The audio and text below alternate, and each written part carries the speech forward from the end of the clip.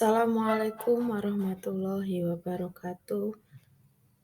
Saya Wiwit Aji Prihatin akan menyampaikan tugas 1.1a.8 koneksi antar materi, kesimpulan, dan refleksi.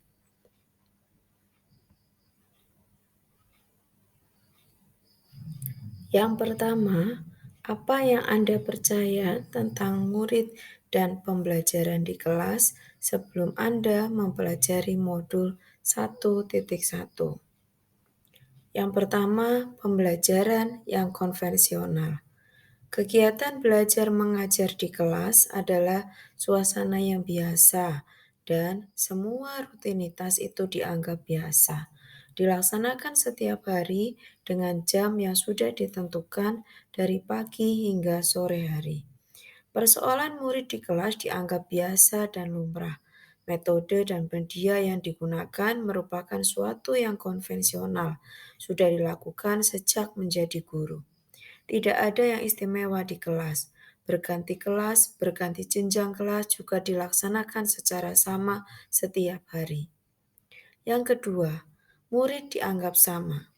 Murid itu sama apapun latar belakangnya. Guru bisa menguasai kondisi kelas walaupun dengan keterpaksaan, murid akan melakukan apapun yang diperintahkan oleh guru. Murid terkadang penuh ketakutan saat mereka mengikuti pembelajaran di kelas. Bahkan saat mereka penilaian, guru menganggap mereka sama. Menerapkan metode dan media penilaian yang sama juga saat memberikan tugas yang sama, rancangan tugas, produk tugas, sampai dengan batas pengumpulan pun dianggap sama. Yang berikutnya, mengutamakan unsur kognitif. Proses pembelajaran hanya mengutamakan nilai akhir, tidak atau kurang menghargai proses pembelajaran. Murid hanya dituntut untuk menghasilkan angka di akhir, tidak mempertimbangkan nilai-nilai lain yang ada di dalam murid, seperti budi pekerti mereka, bagaimana mereka berusaha dengan ketekunan dengan usahanya untuk mendapatkan nilai tersebut. Murid kurang diperlihatkan, murid kurang diperhatikan dan ditonjolkan nilai-nilai non-kognitifnya.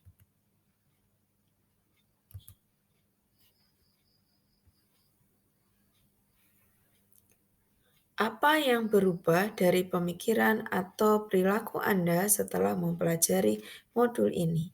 1. Metode dan media pembelajaran. Setelah mengetahui keajaran KHD, bagaimana seorang guru harus paham dengan kondisi murid baik secara psikologi dan secara kognitif. Pertama, melakukan asesmen awal saat akan memulai semester baru atau tahun ajaran baru. Asesmen kognitif maupun asesmen non-kognitif.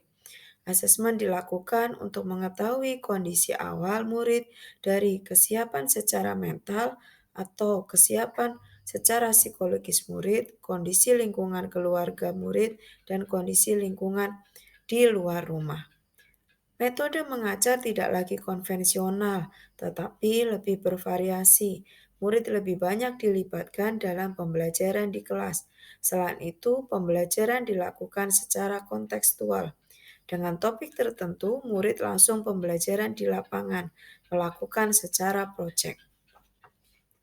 Media pembelajaran juga disesuaikan dengan topik pembelajarannya. Guru menyesuaikan kondisi zaman terkini.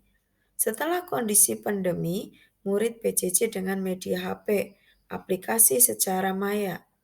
Setelah tatap muka, media tersebut tetap digunakan. Saya menggunakan aplikasi Google, antara lain Google Spreadsheet untuk materi akuntansi di pelajaran ekonomi kelas 12. Murid dapat berbagi spreadsheet dengan mengerjakan bersama teman-temannya. Juga murid dapat mengerjakan tugas dimanapun, tidak harus di kelas secara online. Yang kedua, menghamba pada murid. Pembelajaran berpusat pada murid. Memahami karakter murid secara individu, walaupun saya mengajar banyak kelas karena di SMA, tetapi berusaha memahami satu persatu berdasarkan hasil asesmen awal. Saat pembelajaran dengan metode diskusi, pembagian murid dalam kelompok juga menyesuaikan kondisi murid. Misalnya, guru belajar pembagiannya berdasarkan gaya belajar. Murid dibimbing tidak hanya untuk mendapatkan nilai secara kognitif, tapi juga diarahkan secara minat dan bakat yang awal. Yang berikutnya mengutamakan budi pekerti. Budi pekerti diawali dari didikan murid di rumah. Guru hanya berperan menuntun mereka untuk mencapai cita-cita kebahagiaan. Sifat murid masing-masing murid berbeda dan sesuai dengan kodratnya. Sebagai guru, kita hanya bisa menuntun tumbuh atau hidupnya kekuatan yang ada pada murid agar dapat memperbaiki lakunya, bukan dasarnya hidup dan tumbuhnya. Yang berikutnya, guru bukan segalanya. Sumber belajar sekarang tidak hanya berpusat pada guru, tetapi murid bisa mencari sumber belajar dari manapun, bisa dari lingkungan sekitar mereka, atau bisa juga dari sumber internet. Setelah murid mengalami masa PJJ yang begitu lama, kurang lebih 1,5 tahun, murid sudah terbiasa dengan pembelajaran sendiri atau mandiri, mencari sumber belajar sendiri. Guru hanya mengarahkan inti dari topik yang diajarkan, tetapi juga hanya menyampaikan intisari dari materi pembelajaran. Guru bisa berdiskusi dengan murid jika mereka menemukan sumber baru dari materi yang disampaikan. Guru tidak perlu malu untuk menerima masukan dari murid.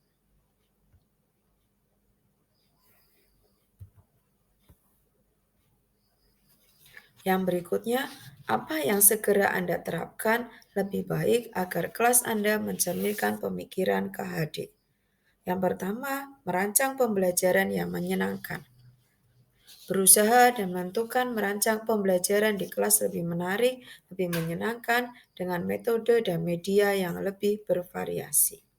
Yang kedua, media pembelajaran atau menggunakan media yang lebih bervariasi. Berikutnya, menerapkan merdeka belajar.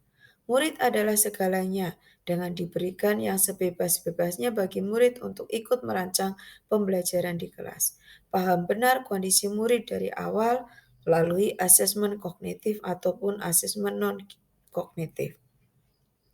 Murid dengan latar belakang budaya yang berbeda, maka kita sebagai guru hanya sebagai penuntun mereka untuk terarah langkahnya. Yang berikutnya, pembelajaran disesuaikan dengan kodrat alam dan kodrat zaman. Kodrat alam berarti murid berdasar atau dengan latar belakang kondisi sosial budaya yang berbeda. Kita harus menyesuaikan kondisi mereka. Sesuaikan dengan kodrat zaman, murid di zaman teknologi yang maju, maka kita harus bersama-sama mempelajari atau kita tidak boleh gaptek. Pembelajaran di kelas harus menggunakan teknologi dan aplikasi-aplikasi yang terbaru. Yang selanjutnya adalah kesimpulan.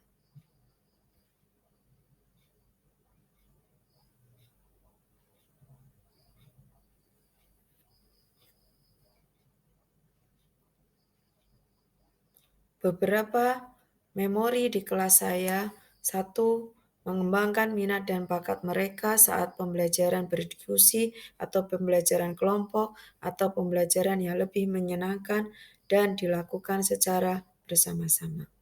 Terima kasih, demikian paparan saya untuk tugas 1.1a.8. Sekian, Assalamualaikum warahmatullahi wabarakatuh.